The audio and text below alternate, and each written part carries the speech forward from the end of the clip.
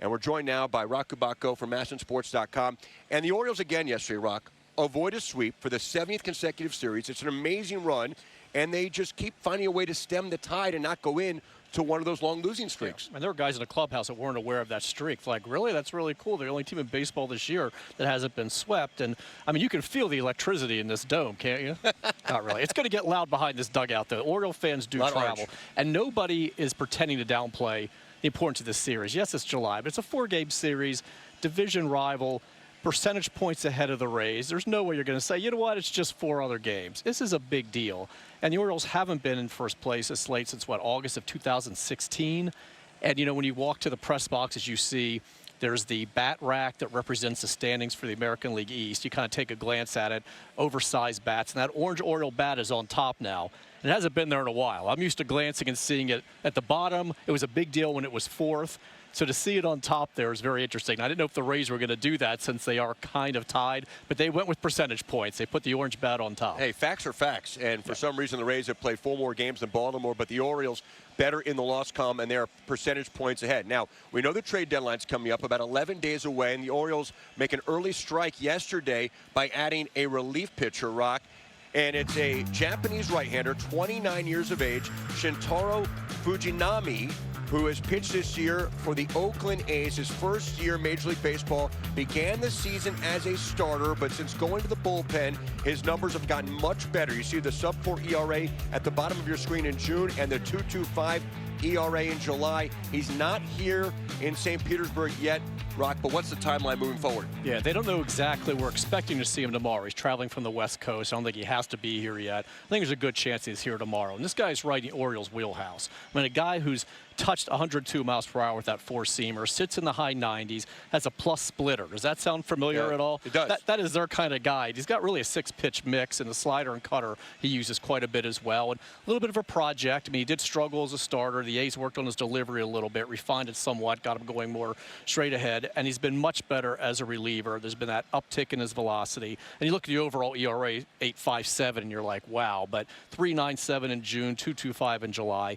And it's very low risk. I mean, this is the last year of his contract. It was a 1-year deal, so he's not signed beyond this year. And they gave up Easton Lucas, no offense to him, but he's not one of their big prospects. He hasn't been on any prospect lists. He was in the Jonathan VR salary dump in 19.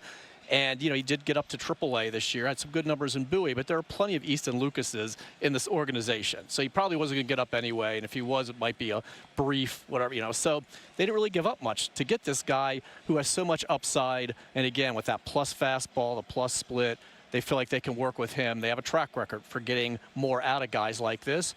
And they were looking to strengthen that middle relief. I don't think they're done either, but this is a chance to maybe do that to strengthen that bridge to Yennier Cano and Felix Bautista. I know you've noticed this, Roch, that Orioles fans right now, they're thinking about Shohei Otani. That's just the reality of it. And there's reason to, in the sense that a lot of big national baseball writers keep linking the Orioles to Otani. So this isn't Orioles fans dreaming wildly. There are some credible people out there that keep saying it because the Orioles have the prospects to do it. That's probably the biggest reason. We don't even know if the Angels are selling at this point. Are there any chances of this happening? I don't think so. I mean, and the reason that they're linking, and it really starts with one report, and then it grows as well. The Orioles have the prospect package to do this. Okay, that's all. That's the only real logic here is the Angels would look at that and say, yeah, you've got the #1 farm system. And the Orioles could say, look, we could give up this, you know, bunch of guys and not really be hurt because of the depth they have behind it.